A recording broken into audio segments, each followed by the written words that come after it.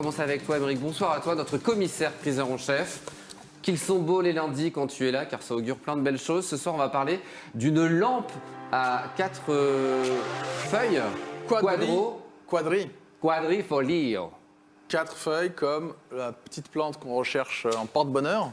Alors, est-ce que ça porte vraiment bonheur du coup? Trèfle à 4 Est-ce qu'elle porte bonheur, Bah la oui. trèfle, la 4 feuilles? Je ne sais pas si vous pouvez la voir, chers amis, ici à l'écran.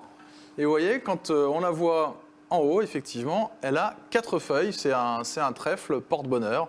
Le trèfle qui est aussi le symbole d'une marque automobile de course italienne. Ça vous dit quelque chose? Bien sûr, évidemment, je vais lire ce que tu m'as écrit. Alfa Romeo. Alfa Romeo. Je vois que tu prépares bien tes dossiers. C'est une lampe 4 feuilles avec un abat-jour couleur champagne qui est en plexiglas, en plastique. Quand elle est allumée, ça permet d'avoir une très jolie couleur qui tranche avec le piétement en chrome. Et finalement, c'est une lampe qui peut aller dans beaucoup d'intérieurs. Là, elle est posée sur du métal, elle peut être posée sur du bois, sur du marbre. C'est ce qu'on appelle une icône du design. Et je crois qu'on va voir une image tout de suite allumée. Vous allez comprendre ce que j'étais en train de vous expliquer. Alors, le design, on en parle, ça veut dire quoi exactement le design? Parce que c'est un mot vaste qu'on a du mal à comprendre parfois. C'est un mot qu'on a du mal à comprendre et donc je suis plongé dans le Larousse pour toi, s'il te plaît, Aurélien. Ah ben, Sûr vas-y. de ne pas me tromper. Le design, d'abord, ça vient du mot anglais, design, qui veut dire dessin. Mais attention, c'est pas dessin IN à la fin, ce que tu dessines, mais dessin EIN, c'est-à-dire le projet. Et c'est la discipline qui vise à l'harmonisation de l'environnement humain depuis la conception des objets usuels jusqu'à l'urbanisme. Donc le design, c'est aussi bien une lampe qu'une voiture, pourquoi pas un tramway, une gare, architecture de ville ou des choses comme une ça. architecture de ville. Tout C'est est le design en fait. à partir du moment où Beaucoup de c'est choses. pensé pour pouvoir le mettre au service de l'être humain. Alors justement, tu disais le design, c'était la conception aussi des objets. Qui a réalisé cette lampe pour le moins particulière? Design, eh Ouais. bien, tu as une espèce de sensualité des formes qui rappelle tout de suite une des icônes du design créée par la créatrice italienne Gae Olenti. Peut-être qu'on peut la voir à l'écran avec cette Alors, belle qui image est-elle en noir et blanc. Tu vois derrière l'icône qu'elle crée en 1965. Ça s'en rapproche énormément. Cette lampe qui s'appelle la lampe Pipistrello.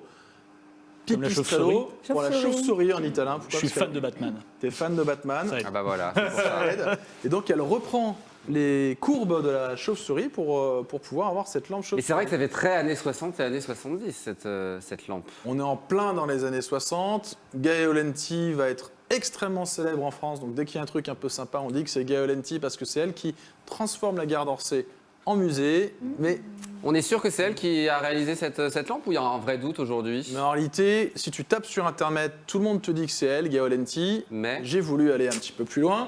Et sur cette lampe, il y a marqué I Guzzini. Et donc, ça veut dire que c'est Iguzzini, pas elle alors? bah, ça veut dire que Iguzzini, c'est le créateur. On remonte dans les années 1900, 1911. 6 frères qui décident de créer leur propre entreprise. Il y a là, c'est la dernière génération qui apparaît à l'écran. Au début, ils commencent à fabriquer des articles pour fumeurs en corne. Et puis finalement, dans les années 1930, ils mettent au point l'évolution du plastique pour pouvoir intégrer le plastique dans les objets du quotidien. C'est exactement ce que fait Plastivaloir à Langeais. Eux, ils sont en Italie, dans la région des Marches. Et c'est eux qui vont éditer cette lampe. Il crée une société extrêmement célèbre encore aujourd'hui, Iguzzini. C'est eux qui éclairent beaucoup de villes, des théâtres, qui font les lampes que tu peux avoir un peu partout dans tes intérieurs. Donc c'est vraiment eux qui l'ont réalisé?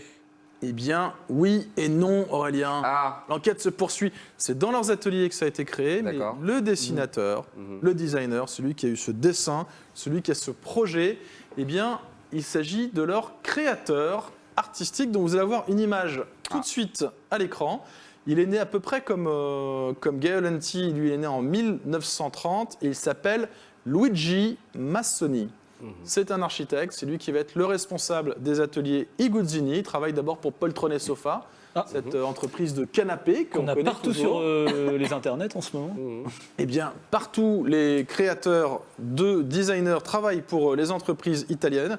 Et c'est lui qui, en 1969, à la suite de la lampe Pipistrello, est-ce qu'il la copie un peu? Il s'en inspire.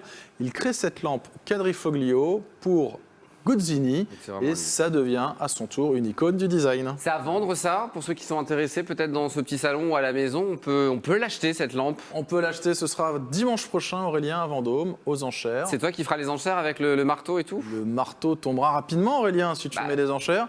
Moi tu veux que je... Ah mais non mais là non, je... T'estimes le prix ça 500 € à la base c'est ça? On commence, mise à prix 500 €. Faites vos jeux, rien ne va plus. Génial. Faudrait